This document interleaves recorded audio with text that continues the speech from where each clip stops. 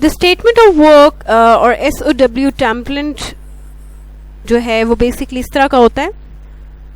We have a statement of work जिसमें हमारा scope of work शामिल है, उसको हम डॉक्यूमेंट करते हैं. लोकेशन ऑफ वर्क शामिल है, उसको डॉक्यूमेंट किया जाता है. पीरियड ऑफ परफॉर्मेंसेस जो है वो शामिल है, इसको हम इंक्लूड करते हैं. डिलीवरेबल्स स्केड्यूल जो है वो इंक्लूडेड है, इसको हम शामिल करते हैं. और एप्लीकेबल स्टैंडर्ड्स जो हैं, जिन स्टैंडर्ड्स को जो अप्लाई हो रहे हैं हमारे उस पर्टिकुलर जो कंपनी की तरफ से, उनको हम यहाँ पे डॉक्यूमेंट करेंगे. और एक्सेप्टेंस क्राइटेरिया क्या है उसको डिफाइन किया जाएगा. और स्पेशल अगर रिक्वायरमेंट्स है हमारी तो उनको यहाँ पे डॉक्यूमेंट किया जाएगा. So this is a sample statement of work. So now we will see what are the contract clauses. कि कॉन्ट्रैक्ट क्लॉजेस क्या होते हैं. Contract should include specific clauses. हर कॉन्ट्रैक्ट के अंदर जो है वो लाजमी तौर पे स्पेसिफिक क्लॉजेस होने चाहिए that take into account issues that are unique to the project, जिनमें हम उन तमाम यूनिक फैक्टर्स को या इश्यूज को या एस्पेक्ट्स को कंसीडर करते हैं जो हर प्रोजेक्ट के हवाले से डिफरेंट होते हैं. कैन रिक्वायर वेरियस एजुकेशनल और वर्क एक्सपीरियंस फॉर डिफरेंट पे राइट्स. किसी भी तरह के कॉन्ट्रैक्ट को साइन करने से पहले अगर आपका कोई एजुकेशनल या वर्क एक्सपीरियंस अगर आपके बायर को रिक्वायर है तो हम उसको यहाँ पे डॉक्यूमेंट करेंगे. A termination clause is a contract clause that allows the buyer or supplier to end the contract. So termination clause हमारा वो particular clause होता है जिसके अंदर हम contract का वो clause जो है वो document करते हैं जिसके जो हमें allow कर रहा होता है कि हमारा buyer और जो supplier है ये contract को end कर सकते हैं. What is a procurement document? Procurement documents क्या होते हैं? Request for proposal. अब किसी भी प्रोक्योरमेंट के अंदर कौन से डॉक्यूमेंट इन्वॉल्व होंगे. सबसे पहले तो हम प्रपोजल के लिए रिक्वेस्ट करते हैं. So basically it is use to solicit proposals from prospective sellers. So basically different तरह के सेलर्स को हम जो है ये बेसिकली जो रिक्वेस्ट फॉर प्रपोजल्स जो ये जनरेट कब किया जाता है ये डॉक्यूमेंट, ताकि हम डिफरेंट तरह के सेलर्स से जो है वो प्रपोजल्स जो है वो गेट कर सकें. A proposal is a document prepared by a seller when there are different approaches for meeting buyer needs. Proposal एक ऐसा डॉक्यूमेंट होता है जो हमारा सेलर जो है वो प्रिपेयर करता है जब उसके पास डिफरेंट तरह की अप्रोचेस होती हैं बायर की नीड्स को फुलफिल करने के लिए. Request for quotes use to solicit quotes or bids from prospective suppliers. So basically request for quotes एक ऐसा डॉक्यूमेंट है जिसके थ्रू हम bids जो है वो लेते हैं किसी भी prospective supplier से. A bid also called a tender और quote short quotation होती है. Basically bid क्या होता है कि हमारे पास short quotation होती है या एक टेंडर होता है या कोट होता है. ये बेसिकली एक ऐसा डॉक्यूमेंट है which is prepared by the sellers providing pricing for standard items that have been clearly defined by the buyers. So basically एक ऐसा डॉक्यूमेंट है जो हमारे सेलर्स जो हैं वो प्रिपेयर करते हैं ताकि वो हमारी प्राइसिंग जो है वो प्रोवाइड कर सकें उन स्टैंडर्ड आइटम्स की जो हमें किसी भी बायर को ने क्लियरली डिफाइन की हुई है कि they are the items that they require. So we have a sample request for proposal template. इसमें सबसे पहले हम पर्पस डिफाइन करेंगे रिक्वेस्ट फॉर प्रपोजल के लिए, ठीक है जी. फिर ऑर्गेनाइजेशंस का जो बैकग्राउंड है उसको डिफाइन करेंगे, बेसिक रिक्वायरमेंट्स उसकी क्या है उनको डॉक्यूमेंट करेंगे. हार्डवेयर सॉफ्टवेयर इन्वायरमेंट को डिस्क्राइब किया जाएगा, डिस्क्राइब किया जाएगा रिक्वेस्ट फॉर प्रपोजल प्रोसेस को, और स्टेटमेंट ऑफ वर्क को डिस्क्राइब किया जाएगा, स्केड्यूल इन्फॉर्मेशन को डिस्क्राइब किया जाएगा, और जो पॉसिबल अपेंडिसेस हैं उनको यहाँ पे डॉक्यूमेंट करेंगे जैसे कि करंट सिस्टम ओवरव्यू क्या है, सिस्टम की रिक्वायरमेंट्स क्या है, volume and size of data क्या है, रिक्वायर्ड कंटेंट्स क्या है, वेंडर रिस्पॉन्स क्या है हमारे रिक्वेस्ट फॉर प्रपोजल का, और सैम्पल कॉन्ट्रैक्ट क्या होना चाहिए. So basically this is the template for the request for proposal document.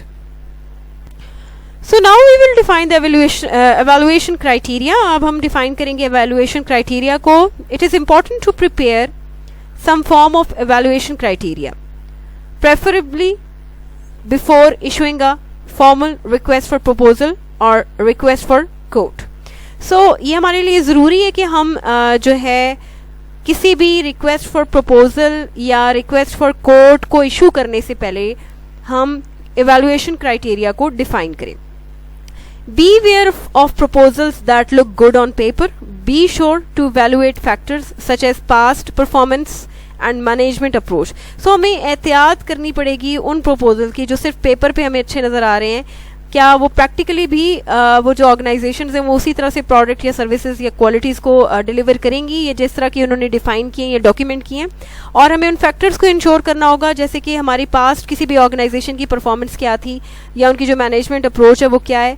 और it can require a technical presentation as a part of a proposal. So basically इसमें हम क्या करते हैं, एक टेक्निकल प्रेजेंटेशन प्रिपेयर की जाती है जो कि प्रपोजल का एक स्पेसिफिक पार्ट होता है।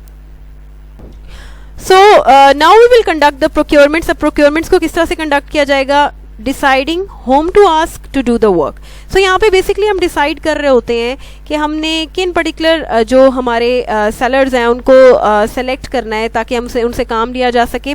Sending appropriate documentation to potential sellers. So basically यहाँ पे जो भी अप्रोप्रिएट हमें डॉक्यूमेंट्स रिक्वायर्ड होते हैं उनको सेंड किया जाता है हमारे जो भी पोटेंशियल सेलर्स जिनको हम सेलेक्ट करते हैं उनको। एंड ऑब्टेनिंग प्रपोजल्स और बिड्स, फिर हम क्या करते हैं उनसे हम बिड्स या प्रपोजल्स जो है वो ऑब्टेन करते हैं। सेलेक्टिंग अ सेलर, उसमें फाइनली यहाँ पे हम एक जो पोटेंशियल सेलर होता है उसको सेलेक्ट करते हैं और उसको क्या किया जाता है, अवार्ड कर दिया जाता है कॉन्ट्रैक्ट। सो बेसिकली प्रोक्योरमेंट को कैसे कंडक्ट करते हैं, सबसे पहले हमने डिसाइड करना होता है कि किन किन लोगों को हम कह सकते हैं कि वो हमें सर्विस या गुड्स जो है वो प्रोवाइड करेंगे। सो उनके लिए हमें अप्रोप्रिएट डॉक्यूमेंटेशन सेंड की जाती हैं पोटेंशियल सेलर्स को। उन सेलर्स से प्रपोजल्स ऑब्टेन किए जाते हैं, बिड्स ली जाती हैं और उनको एनालिसिस करने के बाद, उनको एवेलुएट करने के बाद हम सेलर्स को सेलेक्ट करते हैं और उनको कॉन्ट्रैक्ट्स जो है वो अवार्ड कर देते हैं। सो प्रोक्योरमेंट को कंडक्ट करने के लिए हम किस तरह की अप्रोचेस को फॉलो कर सकते हैं। Organisations can advertise to procure goods and services in several ways. Organisation advertise कर सकती हैं उन गुड्स को परचेज करने के लिए, सर्विसेज को परचेज करने के लिए जो उनको रिक्वायर्ड है डिफरेंट तरीके से। Number 1, approaching the preferred vendor. इसमें यह है कि वो किसी प्रेफर्ड वेंडर को पहले से अप्रोच कर ले, ठीक है, उसे कांटेक्ट कर ले कि जी they need a specific service from that particular vendor in order to complete a project, some special need.